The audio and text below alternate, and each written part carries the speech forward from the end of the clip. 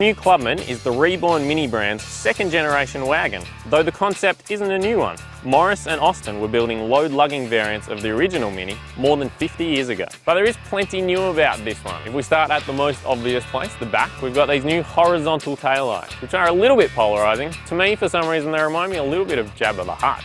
However, there is plenty of good stuff at the back here. A new feature, if you have your hands full of gear, you can just give a kick underneath the bumper and you can open up the doors if you give another one, and it opens up the other side too, which is pretty handy. If we have a look in here, we now have a 360 litre boot, which is still a little bit smaller than in something like a Volkswagen Golf. However, it's more than 80 litres bigger than what you get in the Mini 5-door. There's also this handy little flip up there that you can just store even more stuff down the bottom.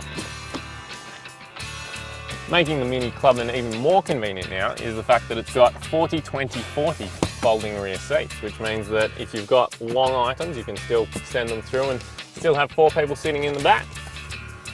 As you can see, it's much easier to get into the back of the new Clubman than it was the old one, because Minis ditched that rear opening club door that they used to have, which used to open out onto the wrong side of the road for right-hand drive markets like ours and sort of extend you out into the traffic. Now it's got 2 conventional front hinge doors. Doesn't quite have the same amount of personality that the last one did, but the added practicality is probably worth it. Back here, as you can see, it's pretty roomy for a Mini. I've got decent legroom sitting behind my driving position. I've got really good headroom. My silly haircut fits under here. And there are also some really premium touches that you don't really find in the compact class. We've got these diamond stitch seats, which are really nice. We've also got rear air vents, which is pretty rare for this class. And also just the quality all around is really good. We've got leather on the doors and soft touches everywhere.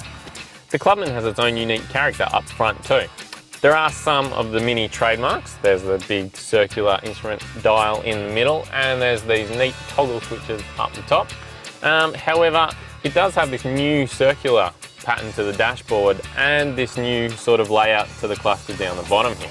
Other firsts for the Mini brand include an electric park brake and electric seat adjustment. Just 2 more things that make it feel a little bit more premium. Now, those back at home who know me know that I'm not really the racing driver kind of guy and get a lot more excited about things like refinement. So I was very keen to jump behind the wheel when Mini said that this car has the best ride comfort of any model in its current range. Has there ever been a better reason to get behind the wheel?